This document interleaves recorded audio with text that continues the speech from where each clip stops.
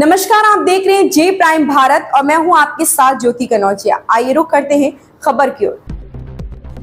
Jharkhand train पटरी से उतरी शिवसेना यूबीटी सांसद प्रियंका चतुर्वेदी का कहना है यह बेहद शर्मनाक है कि इस तरह की पटरी से उतरने की दुर्घटनाएं हो रही।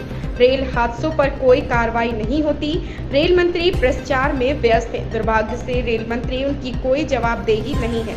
वे संसद में कोई चर्चा नहीं होने दे रहे।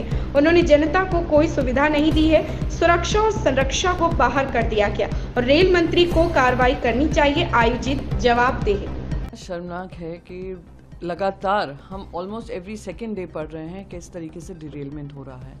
ट्रेन हादसे हो जाते हैं, जाने चली जाती हैं, उस पर कोई कार्रवाई नहीं की जाती है। रेलवे मंत्री अपने प्रचार में व्यस्त हैं। वो देखते हैं कैसे रेल मंत्री की जगह मैं रील मंत्री बन जाऊं, इंस्टाग्राम रील्स बनाऊं और अपनी वाह लूटूं। सारा जो वहाँ की रेलवेज का बजट है, मुझे तो लगता है उसका 30% तो इनकी प्रचार में ही जाता है।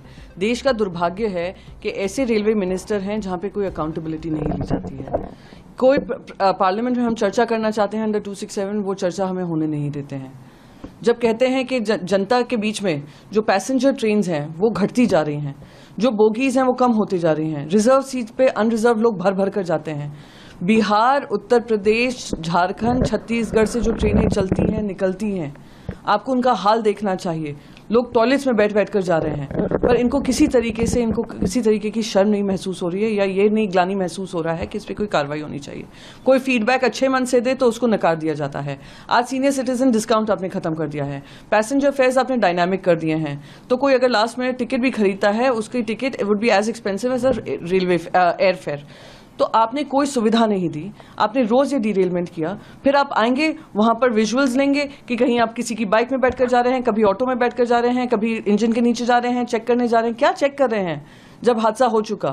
फिर कहते हैं कार्रवाई करेंगे, फिर कॉम्पेंसेशन अनाउंस करेंगे और फिर इट्स बिजनेस एज यूजुअल। कब तक देश की जनता ये सहेगी?